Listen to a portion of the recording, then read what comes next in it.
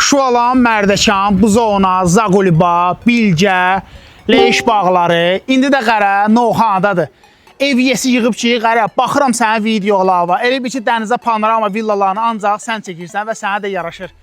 Deyirəm, nə bilim, qara elə bir göylə gedir.